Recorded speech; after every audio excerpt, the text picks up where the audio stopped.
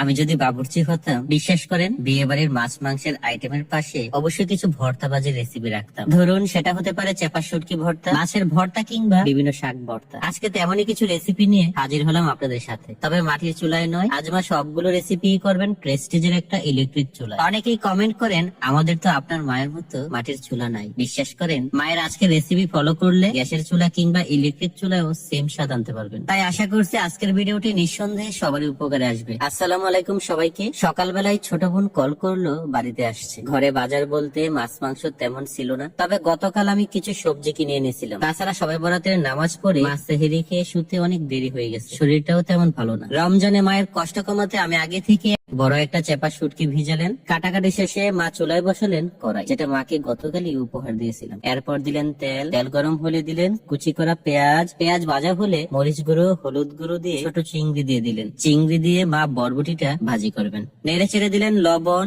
এরপর সামান্য পানিতে কষিয়ে মা কুচি করা বরবটি আলু দিয়ে দিলেন। এটা একদম দেশি বরবটি, আর আলুটাও কিন্তু একদম দেশি ছোট আলু। সামান্য কষিয়ে সেদ্ধ হওয়ার জন্য পানি ও কাঁচামরিচ দিয়ে ঢাকনা চাপা দিলেন। এই রেসিপি গুলো করতে তেমন সময় লাগে না। পানি শুকিয়ে নিয়ে সামান্য কড়াইতে লেগে গেলেই উঠিয়ে নিলেন। শুটকি ভর্তার জন্য 2টা বাঁশ পাতা ভেজা শুটকি ভিজিয়ে ধুয়ে নিলেন। এরপর ক্ষেত থেকে আনা তরতাজা লাউ পাতায় শুটকিটা মুড়িয়ে ফ্রাই প্যানে দিয়ে ভাজতে লাগলেন। একদম পোড়া পোড়া করে ভাজলেন। ভর্তা বানানোর সময় উপরের পাতাটা এমনিতেই মা ফেলে দিবেন, তাই পড়ে গেলেও সমস্যা নেই। এরই মধ্যে মা আজ ইলেকট্রিক চুলায় ভাতের হাঁড়ি বসিয়ে ভাত রান্না করতে লাগলেন। পানি গরম হলে চাল দিয়ে দিলেন। ভাত হতে হতে মা কচুরলতি ধুয়ে নিবেন। ছোট আলু দিয়ে কচুরলতিটা মা চেপা শুটকি দিয়ে রান্না করবেন, সেই জন্য শুটকিটা আগে থেকে ভিজিয়ে রাখছিলেন। ভাত রান্না হলে চুলায় আরেকটা কড়াই বসালেন।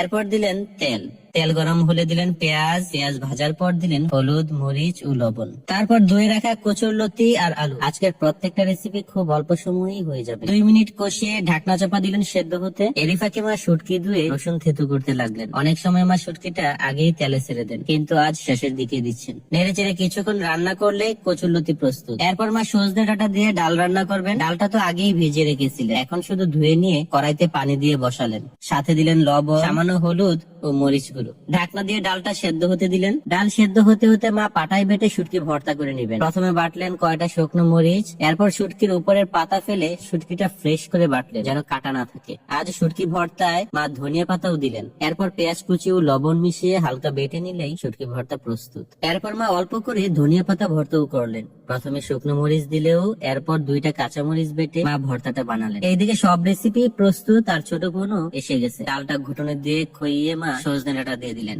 ডালে কিন্তু মা একটা তেজপাতা ও 1 চামচ ভাজা জিরেও দিয়েছিলেন। সবশেষে রসুন ও গোটা জিরে দিয়ে ডালে বাগার দিলেই সব রেসিপি প্রস্তুত। কিন্তু মা বললেন এখানেই শেষ না। মা শেষে ইলিশ মাছও ভেজে নিলেন। প্লেটে সবকিছু তুলে দিতেই আমি তৃপ্তি করে খেয়ে নিলাম। আচ্ছা, আজকের রেসিপি গুলো আপনাদের কাছে কেমন লাগলো অবশ্যই কিন্তু কমেন্টে জানাবেন। ভালো লাগলে অবশ্যই ভিডিওটি শেয়ার করবেন, আর যারা এখনো ফলো করেননি প্লিজ